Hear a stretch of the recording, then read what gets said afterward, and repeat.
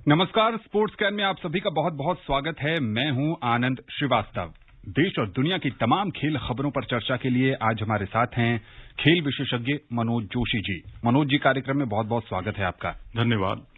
बहुत सारी खेल खबरें हैं, लेकिन सबसे पहले हेडलाइंस। पाकिस्तान ने न्यूजीलैंड को तीसरे T20 मैच में हराया। न्यूजीलैंड ने श्रृंखला जीती। वर्ष के प्रतिष्ठित ATP अवार्ड्स की हुई घोषणा। विश्व बैडमिंटन महासंघ ने टोक्यो ओलंपिक के लिए क्वालिफाइंग टूर्नामेंट्स का किया ऐलान। और फीफा ने अपने पूर्व अध्यक्ष सेप ब्लैटर के खिलाफ आपराधिक शिकायत दर्ज की।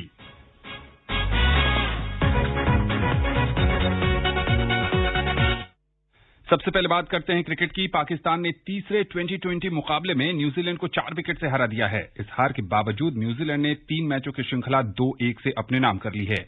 तीसरे मैच की रिपोर्ट के साथ हैं विशाल शर्मा।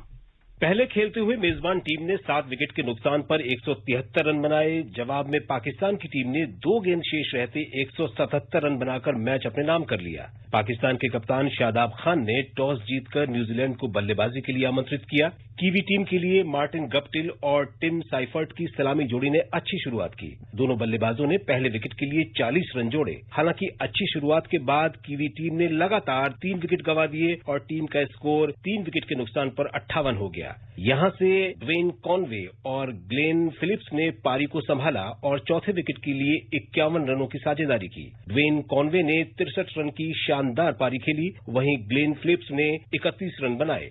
न्यूजीलैंड की टीम निर्धारित 20 ओवरों में 7 विकेट के नुकसान पर 173 रन बनाने में कामयाब रही। पाकिस्तान की तरफ से ऑलराउंडर फहीम अशरफ ने सिर्फ 20 रन देकर 3 विकेट चटकाए। लक्ष्य का पीछा करने उतरी पाकिस्तान की सलामी जोड़ी ने 40 रन बनाकर अच्छी शुरुआत की। इसी स्कोर पर पहला विकेट गिरने के बाद दिग्गज ऑलराउंडर मोहम्मद हफीज और मोहम्मद रिजवान ने पारी को संभाल लिया। दोनों बल्लेबाजों ने दूसरे विकेट के लिए 72 रनों की जबरदस्त साझेदारी की। 112 के स्कोर पर मोहम्मद हफीज 41 रन बनाकर आउट हुए। यहां से पाकिस्तान को 38 गेंद पर 62 रनों की जरूरत थी और उनके 8 विकेट बचे हुए थे। मोहम्मद रिजवान एक छोर पर टिके रहे और 59 गेंद पर 10 चौके और 3 छक्के की मदद से 89 रनों की पारी खेलकर अपनी टीम को जीत दिला दी। उन्हें मैन ऑफ द मैच भी चुना गया। Vishal Sharma, sports can. पहले 2 मैच में हारने के बाद तीसरे मैच में जीत, कैसे देखते हैं प्रदर्शन को? जी हां, मोहम्मद रिजवान जो कि आमतौर पर टेस्ट का उनके ऊपर ठप्पा लगा हुआ है, अब उनको सीमित ओवर क्रिकेट में, व्हाइट बॉल क्रिकेट में आजमाया गया। वहां वो कसौटी पर खड़े उतरे और जब टीम में कंपटीशन होता है ना, तो जब उसका बड़ा सकारात्मक असर टीम में देखने को मिलता है। अगर आप विकेट कीपर का देखेंगे, सरफराज अहमद टीम के पूर्व कप्तान, वो भी विकेट कीपर हैं और उनके ऊपर एक विशिष्ट दर्जा था कि वो व्हाइट बॉल क्रिकेट के बहुत ही चैंपियन खिलाड़ी हैं। लेकिन जहां पर, क्योंकि इंग्लैंड में बहुत अच्छा प्रदर्शन किया था टेस्ट क्रिकेट में और डूबती नैया को कई बार बचाया था मोहम्मद रिजवान ने, उनको यहां पर अवसर दिया गया, पारी की शुरुआत कराई गई और सबसे बड़ी बात है कि बाबर आजम नहीं खेल रहे हैं, उनके बिना आपने ये मैच जीता है।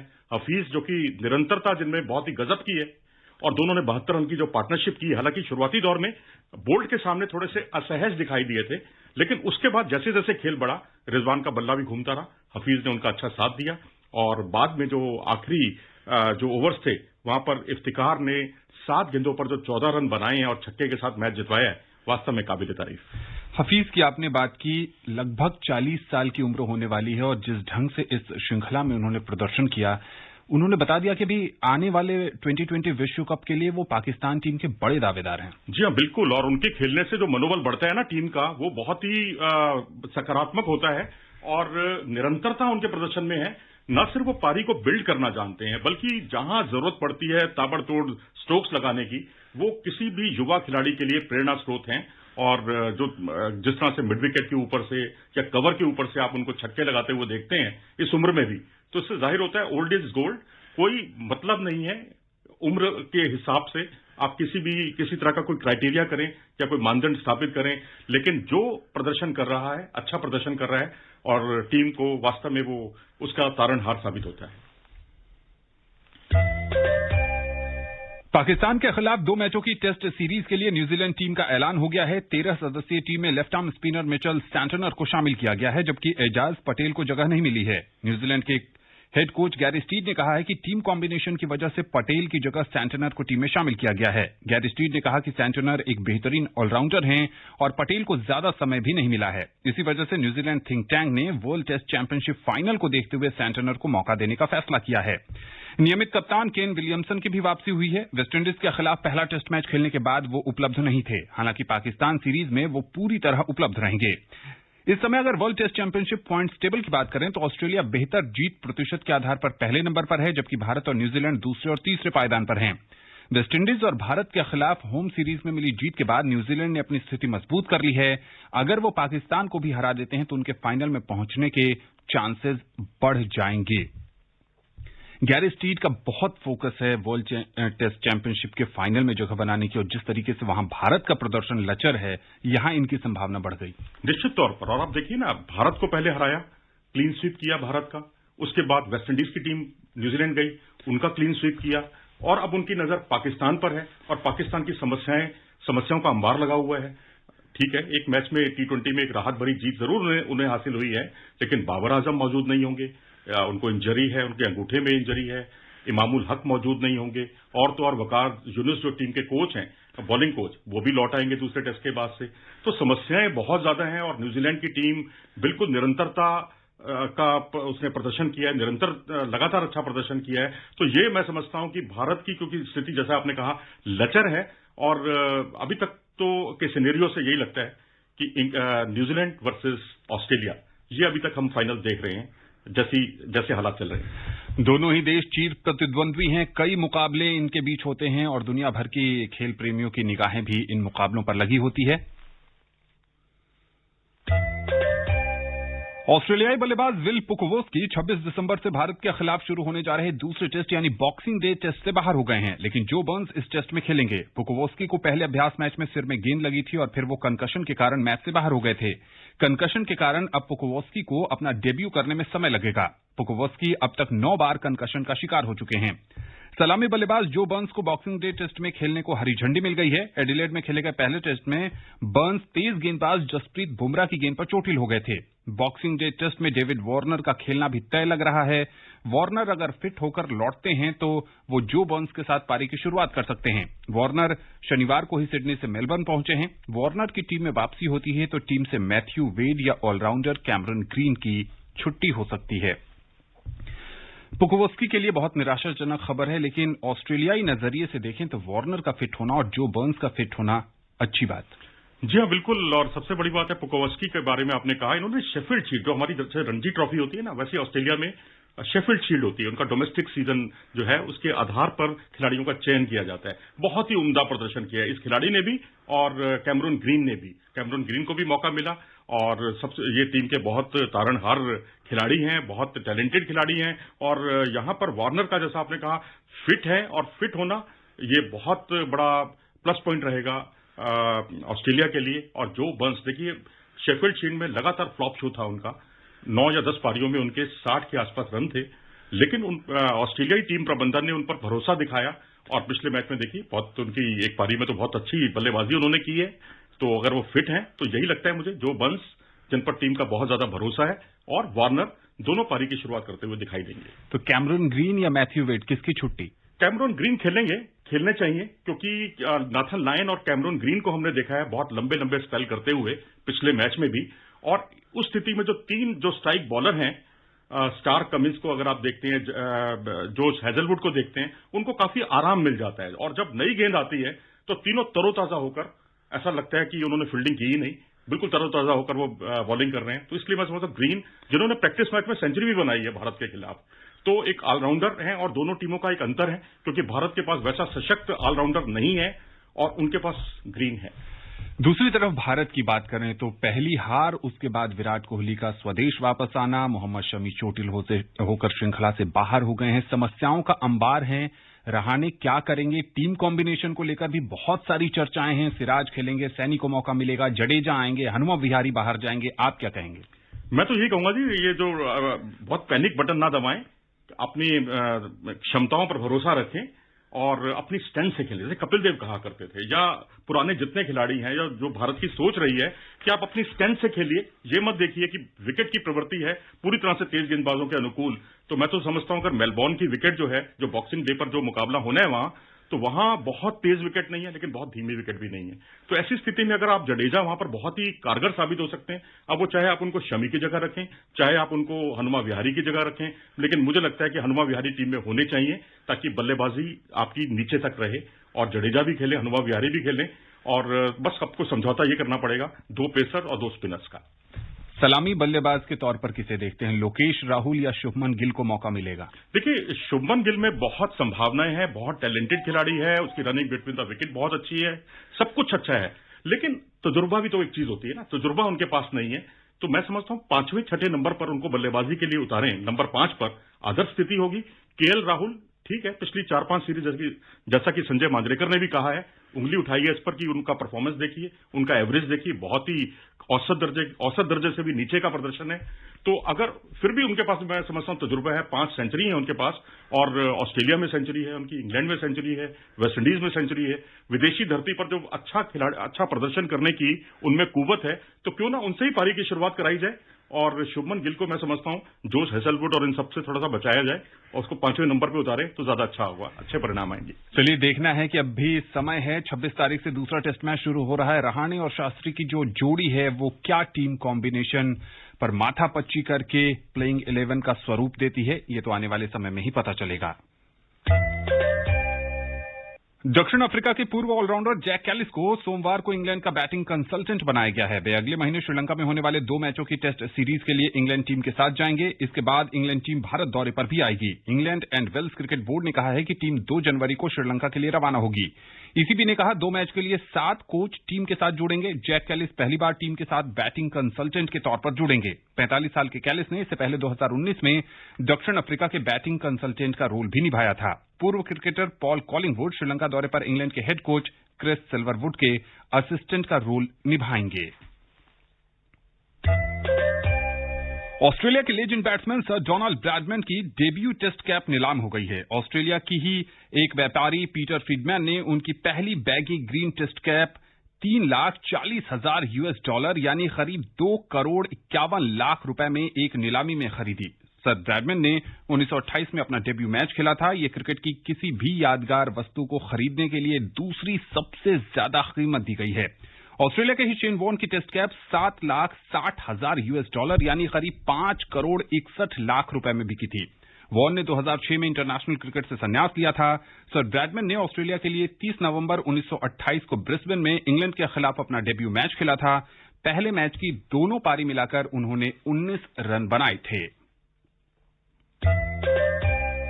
एसोसिएशन ऑफ टेनिस प्रोफेशनल्स यानी एटीपी अवार्ड्स की घोषणा हो चुकी है। किन खिलाड़ियों को किस श्रेणी में पुरस्कार मिला, आइए सुनते हैं दीपिका शर्मा की इस रिपोर्ट में।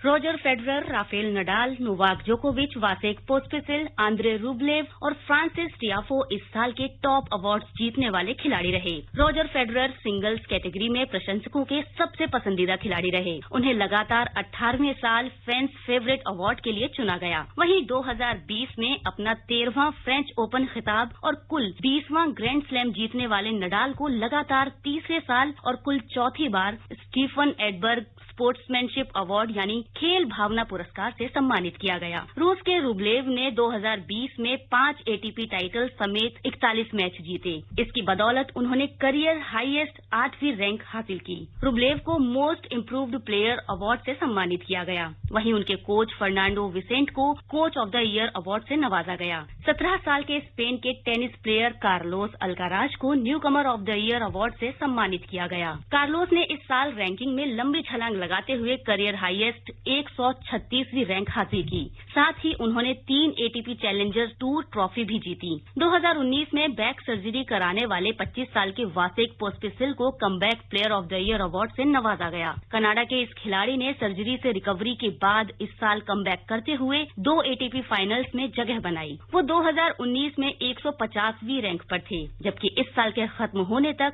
61वीं रैंक पर रहे। टियाफो को आर्थर एश ह्यूमैनिटेरियन अवार्ड से नवाजा गया। टियाफो ने कोविड-19 से राहत बचाव कार्य के लिए काफी योगदान दिया। साथ ही नस्लवाद के खिलाफ भी आवाज उठाई। जोकोविच ने पीट सैम्प्रास के रिकॉर्ड की बराबरी करते हुए छठी बार साल का अंत नंबर 1 खिलाड़ी के रूप में किया। उन्होंने 2020 में रिकॉर्ड 8वें ऑस्ट्रेलियाई ओपन खिताब सहित कुल 4 खिताब जीते। वहीं अमेरिकी ओपन चैंपियन मैट पाविच और ब्रूनो सोरेस की जोड़ी मेंस डबल्स में नंबर 1 रही। बॉब ब्रेट को टिम गुलिक्सन करियर कोच अवार्ड से सम्मानित किया गया। Deepika Sharma, sports scan. Evergreen Federer 18 साल से प्रशंसकों के सबसे चहीते खिलाड़ी, बड़ा सम्मान मनोज जी। जी हाँ, बिल्कुल। और मैं तो कहूंगा उनका एक छत्र राज रहा विश्व टेनिस में। और क्ले कोर्ट छोड़ दीजिए, क्ले कोर्ट में जरूर नडाल उनसे आगे निकले, और पिछले 5-6 वर्षों को भी छोड़ दीजिए, जब जोकोविच जो जिस तरह से रिपोर्ट में बताया गया नंबर 1 पोजीशन पर काबिज रहे और एक कीर्तिमान उन्होंने स्थापित किया, उसकी बराबरी की, तो फेडरर का खेल जो है बहुत ही प्रशंसनीय है, बहुत ही अच्छा लगता है। क्ले कोर्ट छोड़कर मुझे तो हर जगह उनकी जो गेम है, मैं उनका बहुत ही मुरीद हूं, चाहे वो हार्ड कोर्ट हो चाहे ग्रास कोर्ट हो।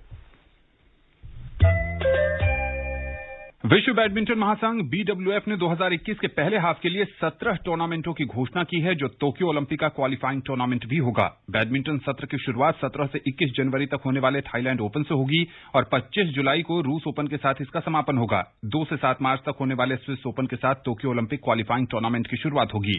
वहीं इंडिया ओपन टोक्यो ओलंपिक के लिए क्वालिफाई करने वाला अंतिम टूर्नामेंट होगा।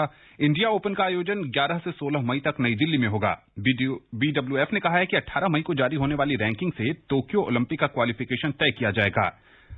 इस रैंकिंग का इस्तेमाल टोक्यो ओलंपिक के लिए सीडिंग के लिए भी किया जाएगा।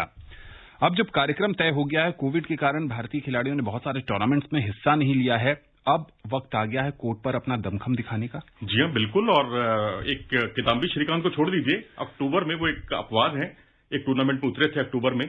उसके अलावा भारतीय खिलाड़ियों को वास्तव में, जैसा कि आपने कहा, मार्च के बाद से अवसर नहीं मिला है, और अब उनको लय में आने का मौका मिलेगा, रैंकिंग सुधारने का मौका मिलेगा, और ये टोक्यो ओलंपिक में अधिक से अधिक जो है स्थान अर्जित करने का भी सुनहरा अवसर मिलेगा। वैश्विक फुटबॉल का संचालन करने वाली संस्था फीफा ने अपने पूर्व अध्यक्ष सेप ब्लैटर के खिलाफ ज्यूरिख में घाटे में चल रहे फुटबॉल संग्रहालय के वित्त पोषण मामले में आपराधिक शिकायत दर्ज की है। फीफा ने आज कहा कि संग्रहालय को लेकर काम करने के लिए फीफा के पूर्व प्रबंधन और उनके द्वारा नियुक्त कंपनियों से आपराधिक कुप्रबंधन का संदेह है।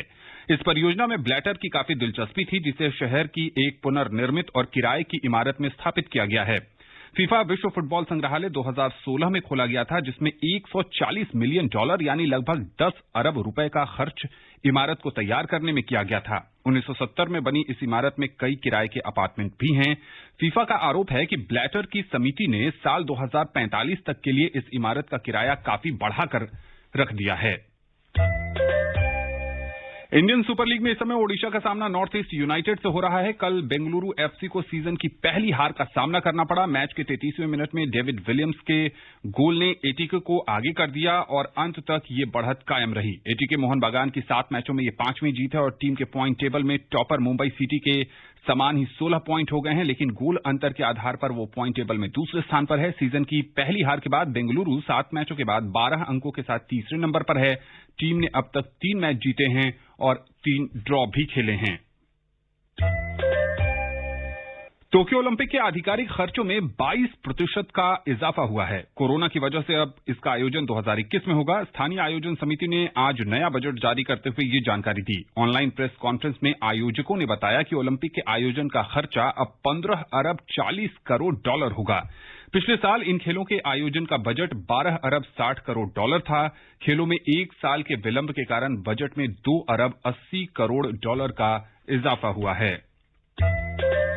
कोरोना महामारी और लॉकडाउन की वजह से इस बार सभी खेलों की तरह हॉकी भी बुरी तरह से प्रभावित रही। कई अंतर्राष्ट्रीय और अहम टूर्नामेंट या तो स्थगित हुए या तो रद्द कर दिए गए। अब जब साल का अंत होने वाला है, तब अंतर्राष्ट्रीय हॉकी महासंघ ने कल पुरुषों और महिलाओं की अंतर्राष्ट्रीय रैंकिंग जारी कर दी है। इसमें भारतीय पुरुष टीम 4थे और महिला टीम 9वें स्थान पर है।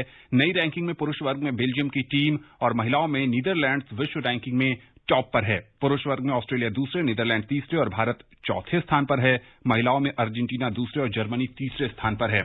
समय नहीं है मनोज जी, अगले साल हॉकी से भी बहुत उम्मीदें। अच्छा, बिल्कुल उम्मीदें हैं। और अभी तो FIH प्रो लीग का जो आयोजन किया गया उसी के आधार पर रैंकिंग तय की गई है और अभी 4था स्थान है भारतीय टीम का। बेल्जियम जो कि नंबर 1 स्थान पर है और दोनों के बीच में अंतर काफी ज्यादा है, उस अंतर को कम करना होगा, वो चुनौतीपूर्ण रहेगा। स्पोर्ट्स कैन से जुड़ने के लिए और विशेषज्ञ राय साझा करने के लिए आपका बहुत बहुत शुक्रिया। धन्यवाद। स्पोर्ट्स कैन का आज का अंक यहीं समाप्त होता है। पूरी टीम को दीजिए अनुमति। नमस्कार।